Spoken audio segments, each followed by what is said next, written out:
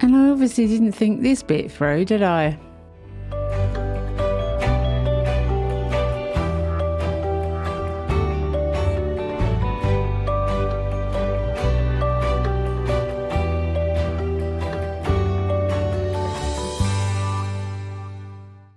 Hey, welcome back to my channel. It's Wendy here from Toonpish Crafts, and I hope you're doing okay. Now, you might be aware that in the last few years I've done a few videos on shadow foam. You can see it in my room. It is everywhere, over the other side of the room as well. It frees up so much of my space and I absolutely love it because it gives me my drawers back. I wish I had a bigger room to put more in it, but you know, you deal with what you've got. Anyway, Shadow Foam contacted me recently and they said they've got a couple of new colours coming out. And when I heard what colours they were, I jumped at them because why wouldn't I? One is pink and that comes out in May, and one is purple and that comes out in June. So they'd sent me over a couple of bits to sample and I had the perfect project for it. So I hope you enjoy this video. It's quite a quick little one, but I do love shadow foam. So these are the two colours of shadow foam that was sent to me to try, and I love the fact they have a black top and that disguises errors, and I'm good at errors. I want to make cases that will hold my wax seal stamps. As you can see, I have quite a few and this isn't all of them. And they just fall around in the case and I struggle to find the ones I'm looking for. So I bought some new cases that are deeper. They stack and they have clip-on lids, which is fantastic for me instead of trying to open a hinge lid when I've got limited room. They're about 1 inch deep, which is about 25mm or 2.5 centimetres. They're roughly 12.5 inches long or about 32 centimetres, 320mm. And depth, they're just under 9 inches, which is about 22.5 centimetres or 220mm. So I cut my piece of pink shadow foam to fit, and I just trimmed off the corners to make sure it went in the rounded corners of the tray. But when I went to put the lid on, I realised that the shadow foam was too thick. Now I did have an inkling that it may be. It just sits above. It's about 0.5 centimetre or 1/4 inch too thick.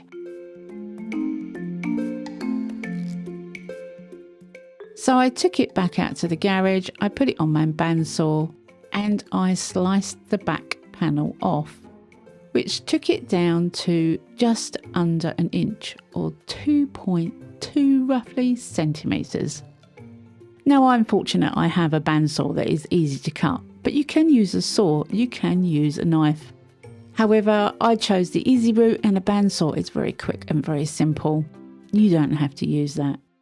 Now I did cut it a little too large, so it was bouncing it as it was in there because the middle had been pushed up slightly. However, I was willing to forego that and just use it as it is. Now I want to put my stamps in here and I figured I needed little holes for the back of the stamps that have the screw part to them. So I only really wanted a tiny hole.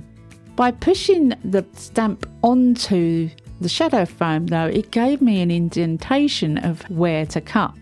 And I didn't know how long it would last. I thought it might bounce back up quite quickly. So I grabbed the knife and just sliced around the hole. Not too deep, just the length of the blade really. So it's about 1 centimetre. I got some pliers and I pulled that section out. And hey presto, I have a little indentation for my wax seal stamp to sit in the foam and the lid still shut. Absolutely perfect. That is what I was going for. Now, I didn't think to start with that I needed to put these in any particular order. However, I did think I would like to put them in groups. For instance, this is a dragon group, so I want to put all the dragons in one group. I have Christmas groups, I have flower groups, I have animal groups. So I wanted them to be all nicely laid out in here. But at this stage, I was just putting them in.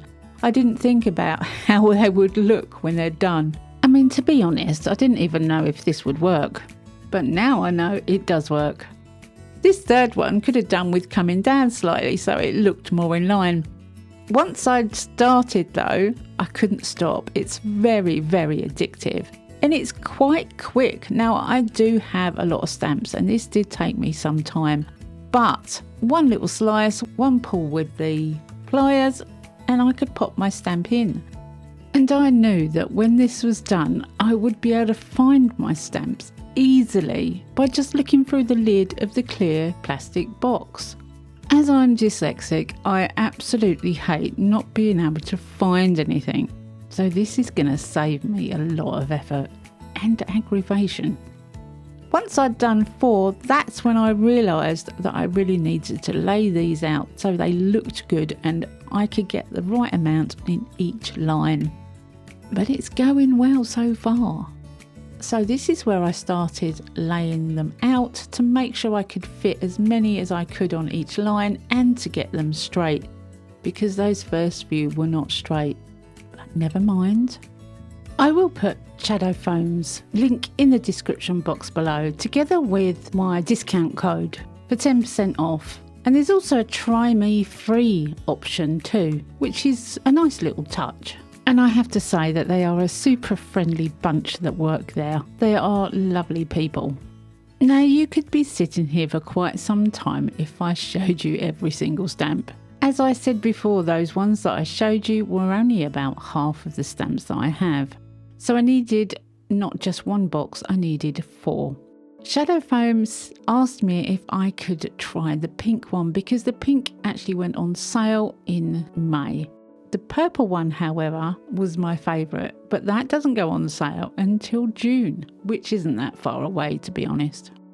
Once I'd done the dragon section, then I laid out the rest that I wanted in that case. And one by one I pushed them down, cut them round and popped them in. And I'm quite happy with that layout, and it gives me room for extra ones if I manage to find some to buy. Sometimes the holes were a little bit too small, but I'd rather them be too small than too big because you can always take more out, you can't put it back in. And I really wanted them to have a tight grip inside the case.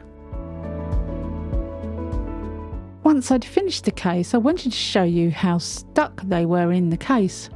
And I obviously didn't think this bit through, did I? Okay, let's try that one again, shall we? Now, this time I'm going to put my thumbs on the foam, and none of them come out. They all stayed nicely in the case, so I know they're perfectly fitting. One case down, lid goes on. I'm happy with that.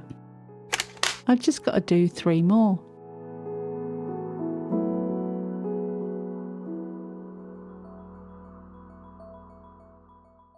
So here they are, all done. I thoroughly enjoyed doing this because I know that this is going to save me so much time looking for what I want. And the pink and the purple on my shelf just looks amazing. And I've got more purple to use. Anyway, this was an extra video and I hope you've enjoyed it. Come back and see me on Tuesday because you never know what I'm going to do. I never know what I'm going to do. Have a great few days. Happy crafting. And bye for now.